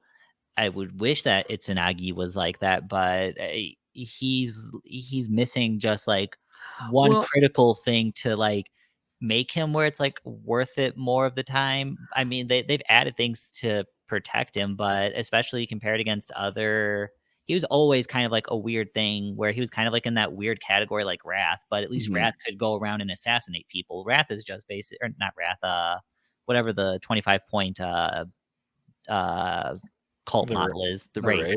Yeah. The Wraith can go running around and he's just basically a 25-point assassin, but he can at least fuel himself. Itsunagi needs something extra to make himself more viable. I feel like if he had 6 hit points, you would feel more comfortable with him. Oh yeah, because 5 is just 5 is just five is what everybody has. Yeah, he takes a couple hits and then you're playing defensively with him, which you could do because he has Counter-Strike defense, which is a viable way to go. But then again, you're hoping somebody throws something in attack, and if he's wounded, people know you're probably going slightly defensive or what, so then they counter it by just going all defensive and nothing happens. And honestly, at that point, he's a more expensive, less useful trash panda, if that's what he was trying to be, because he can't vitality. No, but he has so many other things. He could get feint. He has martial prowess. He could get lightning reflexes. I guess the thing is what makes Yamamatsu better than that? Is it just the damage track? And Yamamatsu has tough, right? He has tough, but he has more hit points. He has more hit points for sure. More hit points. I mean, his abilities, they switch between each one of them. So I mean, he's got a little more variety. He has a little more variety, but I think one of his heads has faint natural built in. He doesn't have to buy it. So that's already a +1 right there. Plus, I think he also has poison innate, which is good there. What's his mate? And he's probably got one of Orochi. He's a 4-die. He has poison 1/2 on both heads, combo attack 0, grapple attack 0 on the left head, and that's the one with faint. Right. On the right head is his more defensive one, and that's dodge 1, poison 1/2, sidestep 0, grapple attack 0. Yeah. And then he's aware, fear 6, immune, poison, and prone. Indomitable, light-footed, lightning reflexes built in, soulless, split attack, and tough. He basically does everything. He does everything that Tsunagi does, except slightly better and with a little more variety. Melee. What's his melee strength? Is it +1 or +2? +1. +1. Okay, so still that. So he doesn't have combo, and he doesn't have. Oh, he does. Okay. On the left head. On the left head, on the offensive head. Okay. Yeah. So yeah, and he doesn't have martial prowess, so he doesn't get any rerolls. Right. There's no rerolls, and then he's basically 27 because you almost have to take Arashi's fan on him with him being a large base model. And he's the one animal. So just to remember, he's the one animal that actually can take Arashi's right, because he's an Asura. Yes, because typically they can't take right equipment. So just need to model it on the tail. So that's something there. Now that I know that he's immune to poison, though, now I'm curious. I'm Yamatsu curious about him in a different list, but that's something that he doesn't gain ki. That's not much fun then. So now he's a 2/0. But he's soulless, so I mean, he's pretty much. So he doesn't have any key feats, but that's so weird. So he doesn't have key, and again, 25. But he basically everything that Itsunagi does in a key feat. Now, and again, Itsunagi starts out with 2 extra key, so he's at 4. Range defense 2. Yes. He has defense 2 built in. And he's small. I mean, he's in no way, shape, or form should you not try him. And there's probably better ways to play him than I'm playing him. I just, again, I'm either getting him killed way too fast because I'm too offensive with him and I'm not holding him for the right time, or I get sandbagged by my opponents and my dice just come up crap, which is pretty much typical for me. To be quite honest, he needs protection, which, I mean, for your 25-point Rice model, you shouldn't have to be dedicating another 13 points to protect him. Well, I mean, like, I get it. Where he could protect himself. It's just the thing is because he's basically paying the Ito tax, which is he's got 5 wounds. I'd feel more comfortable like having him backed up by a Jade Mamba. So that way it's like Jade Mamba take that hit, because all I need to have happen is him get into a fight with Mook A, and Mook A got a good hit. He's got 2 wounds on him. And then it's like, all right, well, I killed that Mook, but now before I actually could do anything, I'm already kind of like, I got to be more conservative, or I'm being switched over to flipper mode, which, I mean, then for my 25-point fear model that's supposed to be just basically sucking up, taking people down and doing everything, it's not a lot. He needs protection in the form of just additional hit points, or someone basically there to take a hit for him. So that way he can get to where he needs to get to, and then start maybe causing some chaos. Yeah, I typically will I'll put a 1-point charm medallion on him, which can protect him, but that can kind also of just makes your opponent reroll his damage roll. But then again, it's like, oh, he just took 1 point. Okay, don't worry about it. But now you're down to 4. Oh, you just took 2. Okay, well now do I want to sacrifice that because it was a 2 on the 3, so that's really pretty good. So yeah, I'm just going to go with it. Next thing you know, because you only have 5, now you're down to 2, and it's like, oh well, now I'm kind of hosed. Yeah, no, the Ito tax. The Ito taxes, it sucks. Well, again, it's thematic. I don't have a I mean, honestly, I've learned to play with it. It's just what it is. What it is. It's just on Itsunagi. Again, you want him to do so much, but he can, for 25 points, you have to be more cautious than you'd like to with him than other 25-point models or 20. I agree. Well, and like I said earlier, he's a little bit more telegraphed. You're either going all in and beating the shit out of something, or you're going all defensive, and then you know how to counter that too. I mean, he does have the ability to get to the back line and get those support models, and That's true. Nothing's more funny than Itsunagi with a vial of Rajan's breath. Even no, he's without got that, he's got evasive. evasive, sidestep 0. I mean, he can get there. Might take him a little bit, but he can get there. Yeah.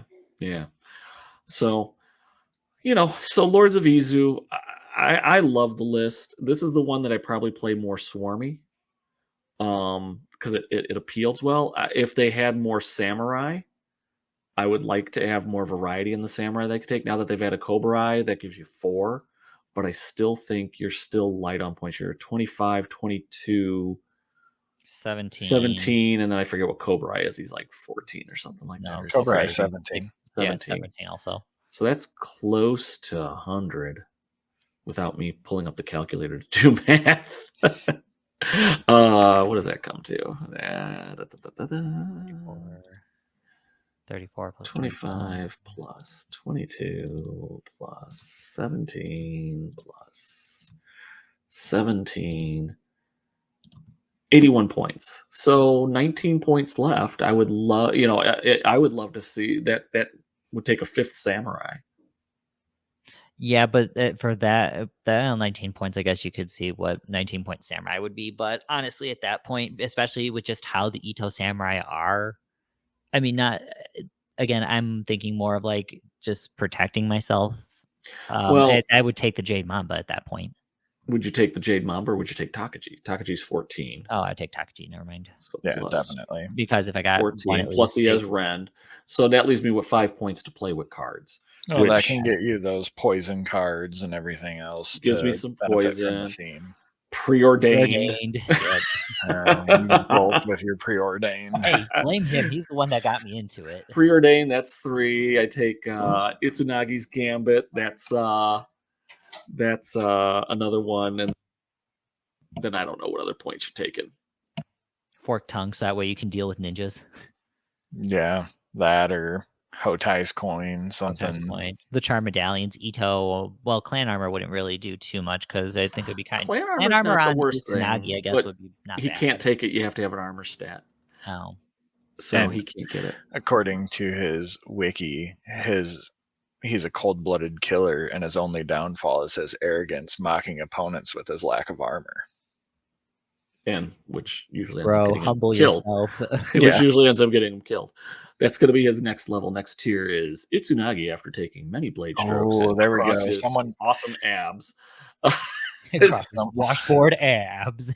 Someone needs to win with Ito and just make Itsunagi Unleashed, where he's in his true Ito form. With a big hair, with a piece of hair that you could put on him. Ascension form. Yeah. Just at this point, we may as well just bring back the old Monpack figures. Just make them in that neon green resin plastic. Right. That's what we need. That's obviously what we need to do with it. But I mean, as far as Itsunagi in general, I mean, he takes. I think there's still some things that can be done with him. Not a bad figure, but yes, there's Nika. Hi, Cody. Hey. Can you guys hear me? Oh yeah, you're gonna be on our podcast now. Thanks. That's awesome. There's family. Can they see us? Yes. Ooh. Unless I edit this out, which is weird. No. And that's my little sister.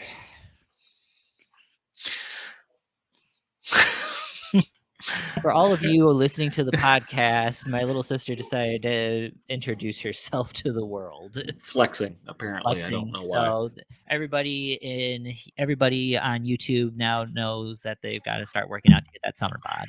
Yes, apparently. So and she is stronger than Ito. She is. She's stronger than Itsunagi. She could take him on. She probably drinks the hot and spicy Mountain Dew. She definitely would have fear of 6. Yes.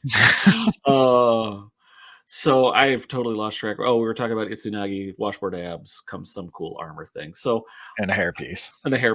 Because he's got to be his ultimate form. Super Saiyan. See, now I remember now when we do the 3 hair pieces for Saburo, there's his regular crappy toupee, there's the upright one, and then there's the Super Saiyan, which gives him the long mane. Yeah. Super Saiyan 3. Yeah, Super Saiyan 3. And then if there's a second Saburo with 3 heads, then they could do the combine thing, the fusion. Oh God. And that's how they make Yamamatsu. So we're just going Voltron at this point. No, it's not Voltron, it's fusion. Come on, man. Well, I mean, like, it's Where did you get fusion. Voltron from? They're snakes. Because They're we talked about Voltron at the Saburo. store on Thursday. I can't get the good hiss going while they do it. And then they touch their fingers and now there's Yamamatsu. Well, we talked about Voltron and all the apes for Temple on Thursday. That's true. That would be cool. All the apes combining into one. That would be kind of sweet. Yeah. So again, I kind Lords of of Ito, thumbs Lords up. of Izo, thumbs up. I enjoy it. It's if you're gonna build a swarmy list, this is probably what it is. Cody goes neutral on it. It doesn't seem like you have lots of options, but it does. The only one that you're kind of restricted on, and it's really kind of a lame restriction, is if you went all samurai. But we kind of showed you if you want to, you take Takaji in there, and now you've got a pretty solid hitting force. You got 3 models that have access to brutal in Itsunagi, Takaji, and Masunagi. Satoshi, who's a brick house, and then Kobarai, who's going to run around and cause all sorts of chaos. And I think he could get brutal too. He could also get brutal. Yeah, I think he if gets Itsunagi has something, if he's in the something with Itsunagi. Wrong model. Yeah. So 4 models with brutal. So somebody's going to take finesse now. Yeah, but it's only gonna finesse is all that. But I mean, honestly, if you're comparing it to like their counterparts over in Ryu, I mean, like, yeah, the Ryu equivalent of that is leaps and bounds. Like, well, Ryu has a lot of samurai to choose from, whereas There's again, that too. Ito does not, and Ito has a decent amount of Ashiguri, whereas Ryu has a lot. Minimoto have about the same, if not more, samurai. And the only reason I'm picking those 3, Ashigaru. they have more Ashigaru. Yeah, Minimoto only has 4. Right. Yeah, but I'll say they're a relatively new faction, so you know they're limited in. I actually think models. They have more blacksmiths than they do anybody. samurai. Well, yeah, than anybody. 3 of them, don't they? In Minimoto, because there's two blacksmiths, but I could think of the flamethrower guy. Oh, he's a blacksmith too, isn't so he's 3, and then the card art on the back of the Minimoto dice. Oh, there's someone coming, so there's going to be 4 blacksmith. Yeah, so it'll be 4, and I think they have 4. They have 4 samurai though. I think it's only 3. Oh, because I always think of that one being Yuji, Nico, and Rio. Yeah. And I think, Kaiji is an Ashiguri. That's or whatever, however it's pronounced. I think the bears are samurai. Yeah, there we go. All right. That's it. Bear with a samurai sword. It's cool. Anyway, so Lords of Izu, we enjoy it. I enjoy it, I should say. I don't know what the others. We'll ask them afterwards. But let's get on to our next choice here, which this is one that I had not played a lot, and then I'll thank Ben Howard over at Getting Tabled for kind of bringing this to my attention in a very roundabout way. He had me play Mizuki, which again I'll thank him for that also. Play Mizuki but had it in the Blessed list, and I'm like, I think this could be better. And then it suddenly clicked. I'm like, oh, wait. Serpent's Coil. Now that makes more sense. So Serpent's Coil. Zoom it in for you.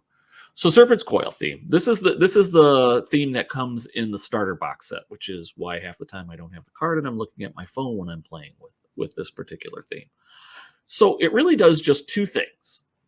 It gives you, during the end phase, if a model takes damage due to poison, and that's something that I never thought about. Now that I'm going to have to remember this. So if a model takes damage due to poison token, a model with immunity to poison in this warband gains 1 key. Awesome. And then 2, the second one, add X Blood of Orochi tokens into the pool each starting phase, where X is the number of VPs you have scored, which that has been errated to say VPs scored. So whether your opponent scores it or you score the VP, as long as VPs are scored, you add 1 Blood of Orochi to the pool. And now also thinking this, if I take poison damage, I would get a key token in there. So it's pretty solid. I shouldn't say it's solid. But the biggest benefit to it, I mean, the two benefits that you get from the theme are nice, but the biggest benefit, if you'll notice, is there's no exclusions, there's no permitteds. So that means I have full access to all the models in Ito to put into this theme. Now, that does mean you're going to want to take some models that are immune to poison, which are essentially CJ models, or Senjuga, which is Mizuki. Yamamatsu you could take, but he's not going to get any extra key from the thing. So whether you take him or not, that's up to you. So you're going to take some of the what we'll call spellcaster type models. But then I can open up if I want to play Kenzo and Masunagi together in a list, and I have, this is the theme that you put it in.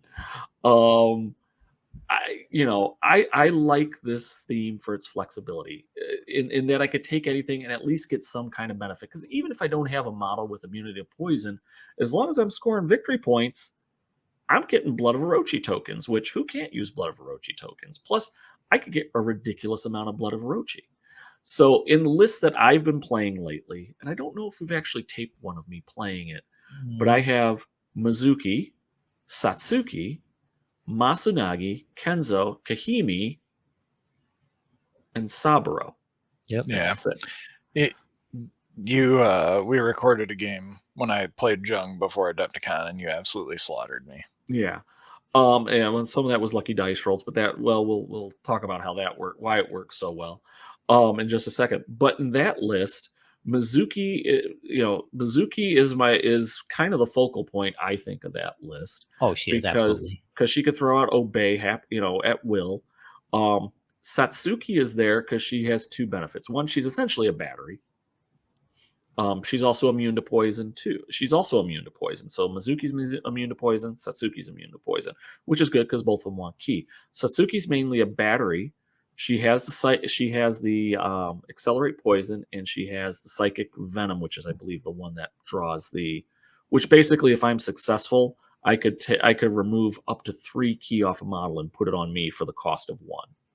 So I could keep replenishing my key by attacking my opponents and then transferring it over to Mizuki or whoever really needs it, because I think she has a 6 range on her channel. Mizuki, which is the one thing I forget about Mizuki all the time, is the first time somebody uses key or does a key feat within 8 inches of her, I get a key. Mizuki gets a key. So she could get the key. She keeps her key up, and that's good because it costs 3 to do Obey, which I could do twice in a turn as long as I'm fully loaded, plus any one of my other ones, which is like Hypnotic Gaze or something else. So she has a lot of abilities, and with a key stat of 3, she's more than likely able to get it off without having to have a second Sishay or somebody there to boost her up.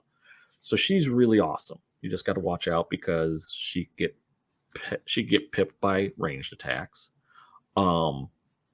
And I didn't put any kind of Mambas in there to kind of save her, which wouldn't have mattered because she's Senjuga and not a Sishay, so she can't benefit from the bodyguard from the Mambas, so therefore no Mambas.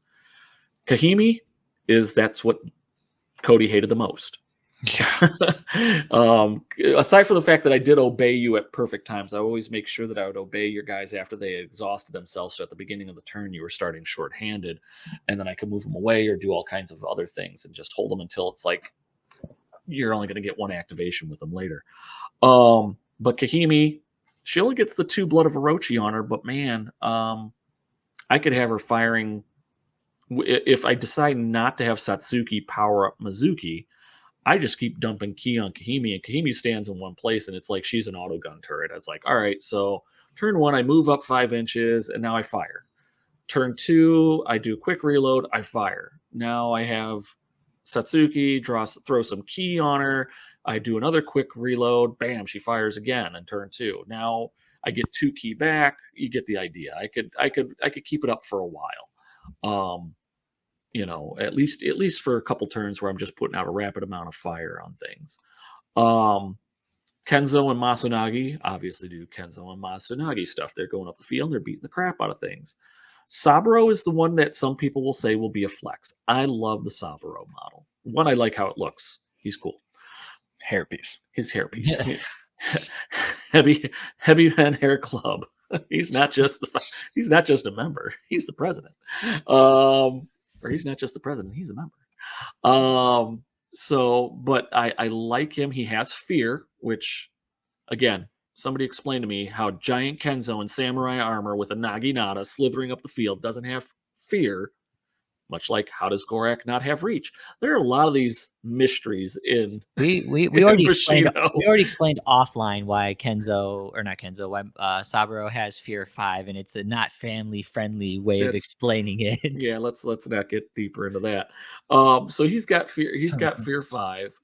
And so that's always kind of nice. But why I like him and why he's kind of a little bit of a sleeper on people. One, I don't mind him running around and flipping stuff or getting upfield, whatnot.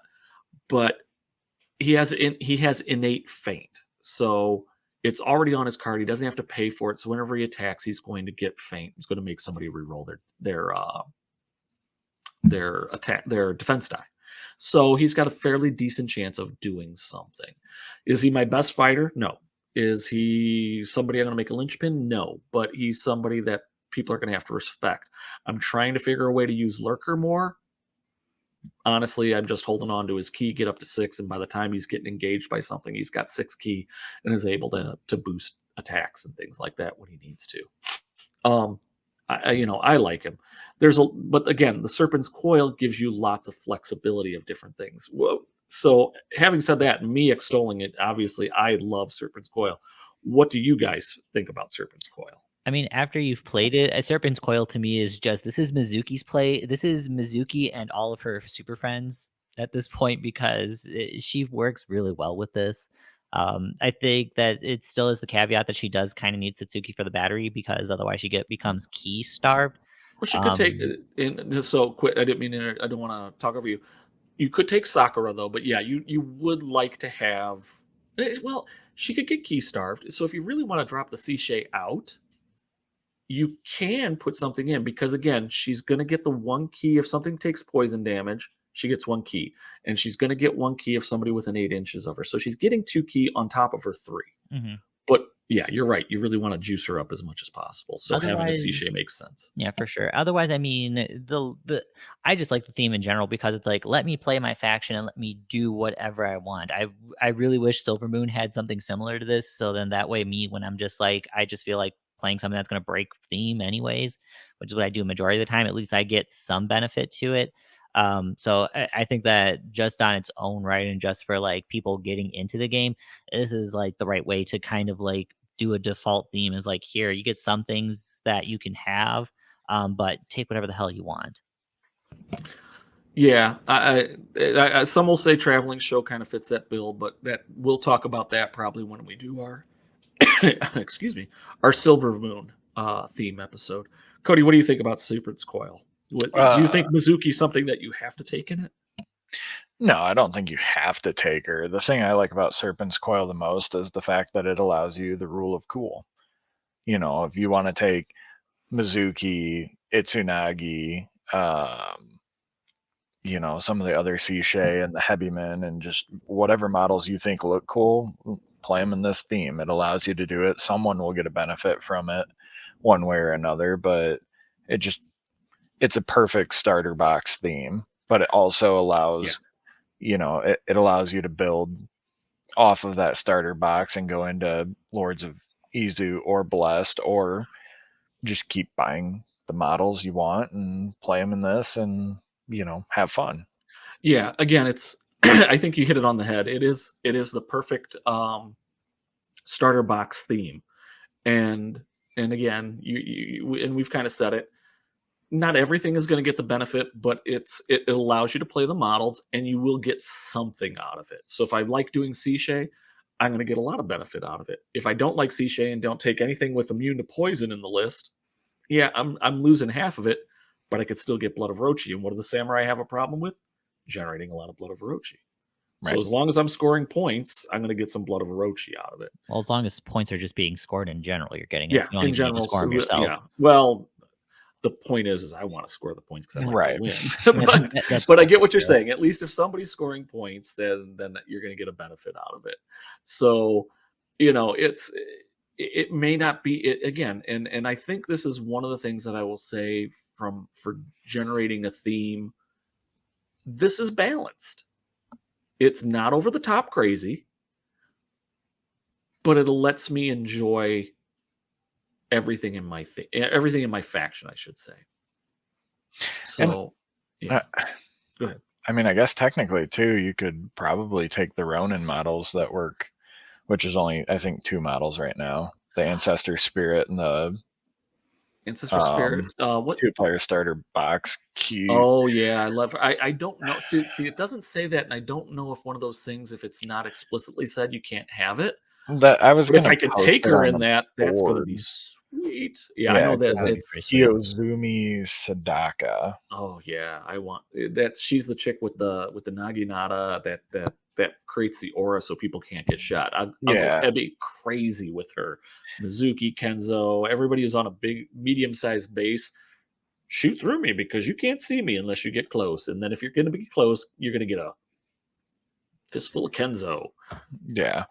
I don't at that point. I mean, on the wiki right now, it has the Ancestor Spirit as an available Ronin profile for Serpent's Coil, and it hasn't updated with the 2-player starters box yet, or at least I haven't updated my computer, so I don't know. No, I don't think you're wrong. I don't think you're wrong. And it could be that it's not, because again, I believe there's something that says if it's not stated or whatnot, it isn't on there. And I know you could use Ronin Kami in Lords of Izu, right? Which I haven't because I don't have the model, and I'm not sure how it would work in there, but I'm sure it'll do okay. But yeah, if that new Edo model in the 2-player starter, or the Edo friendly, we'll say, is able to play in the Serpent's Coil, that just increase my enjoyment of this theme that much more. I guess is what I would say. So yeah, in general, I think again, it's not overpowered. It's not going to give me a whole lot of benefits. It's not going to do anything earth-shattering, but allows me to use things and enjoy it and get a little bit of benefit out of it. And if I want to build onto it to take full advantage of it, there are options. Like I said, there's Mizuki. You could go Sishe heavy. You could have Akio in there and whatnot. So there are ways to really get full benefit out of it, but I don't have to. Yeah. And if you don't want to play Ordered for Battle or any of those Ronin themes either, then play this one because it allows you to play whatever you want in that faction. Yeah, for sure. That way you could cover all your bases in it. And again, are you getting an earth-shattering benefit for it? No, but you still could get something for it. So something's better than nothing. Some would argue, from a competitive standpoint, I'd rather have the 30-point sideboard than having extra key on models that I have to take, and then an extra Blood of Orochi tokens. Some, however, would say that Blood of Orochi is worth its weight in gold. Just saying. It is. It is. Against some opponents.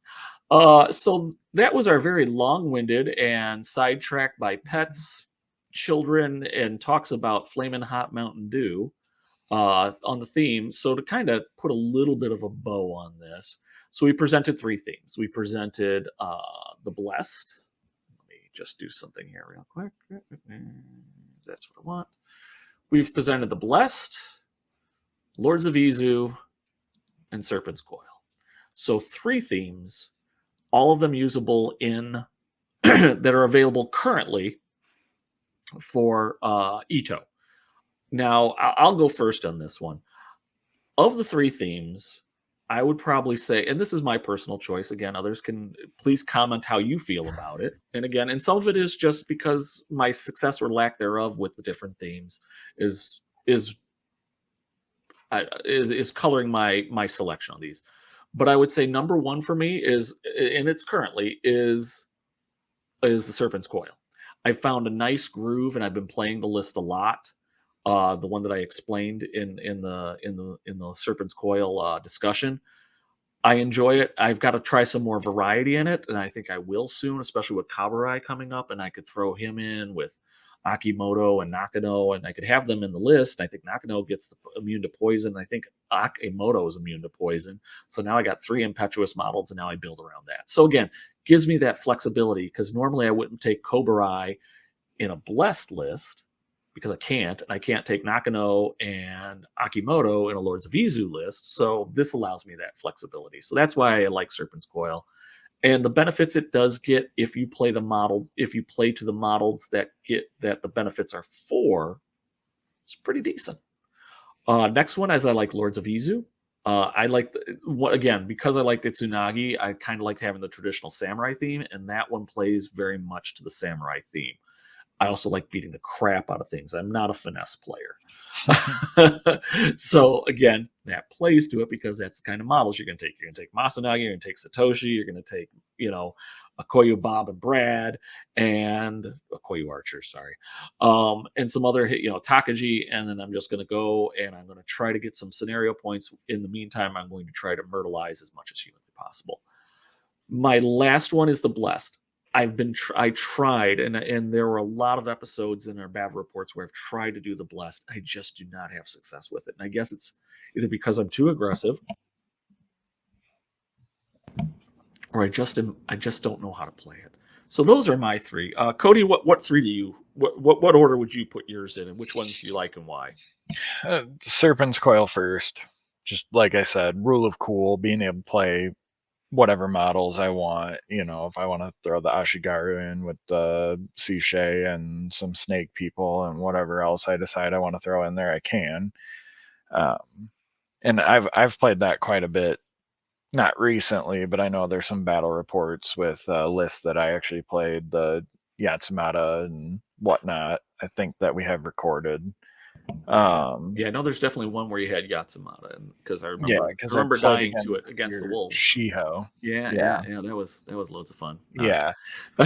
And so that one, it's just enjoyable, and I was actually going to potentially use your list for Adepticon, but hadn't practiced it, so decided to go with my temple. But anyway, list 2, I actually like the Blessed. Okay. I really think it needs help, but for some reason, it just, every time I look at building an Edo list, I start there, and then I end up in Serpent's Coil in the end.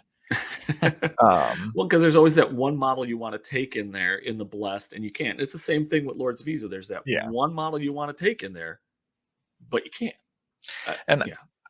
I usually it doesn't show, but I like playing some of those control kind of finesse pieces. So I think that's why Blessed speaks to me a little bit more than Lords of Izu. I really don't think that there's anything wrong with any of those themes, but I just like some of I like the snake people, really. Yeah. So, and that's why I'm hoping that they do a 4th theme eventually. That's basically just heavies.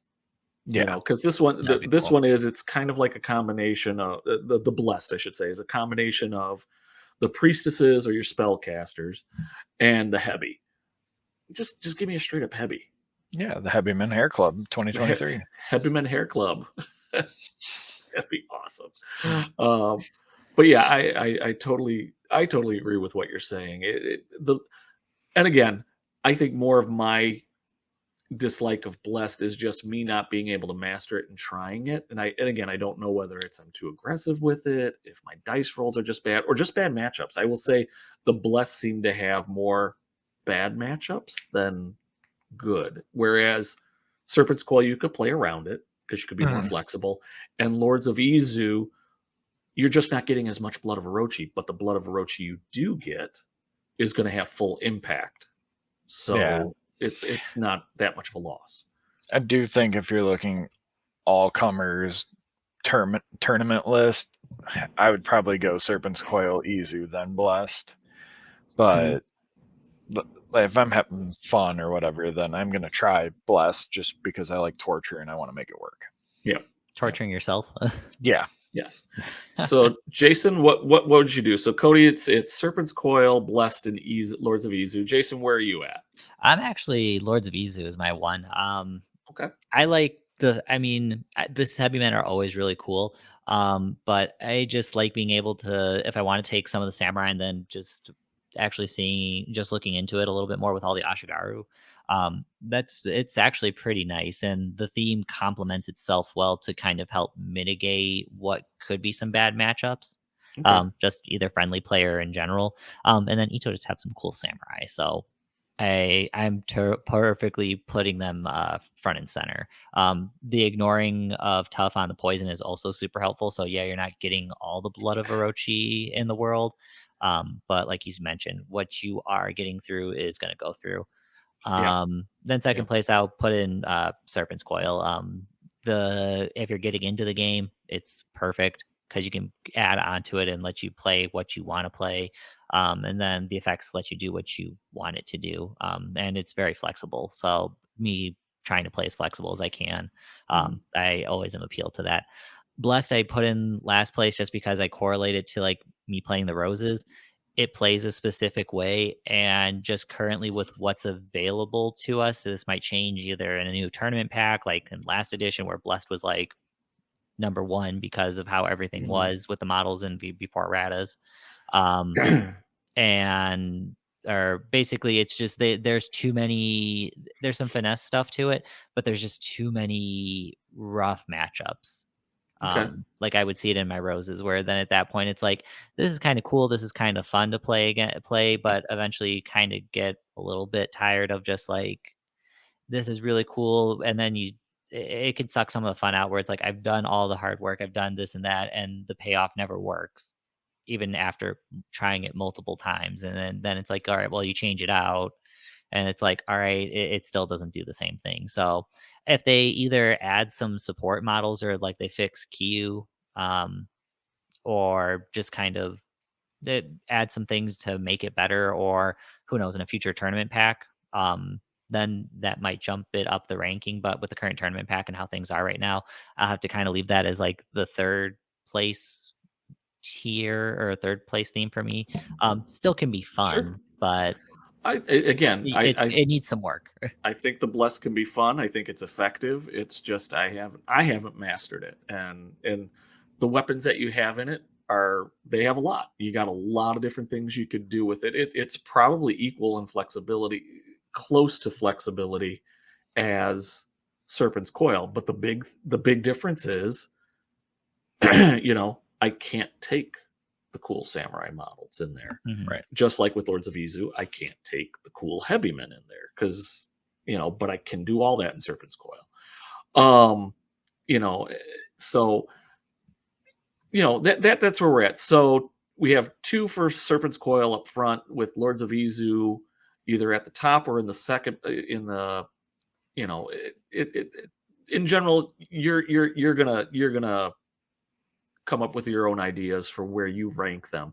I could see a lot of people disagreeing with having Serpent's Coil up in the top spot, but that's, again, I enjoy it for the flexibility, and that we've kind of repeated it ad nauseum here as to why we like it. But please feel free in the comments to tell us what your themes are for Ito that you like and why, and how you would rank yours. We'd love to see the feedback, and that'll generate a lot of talk for people who are looking at it and trying to purchase models that will go into a particular theme.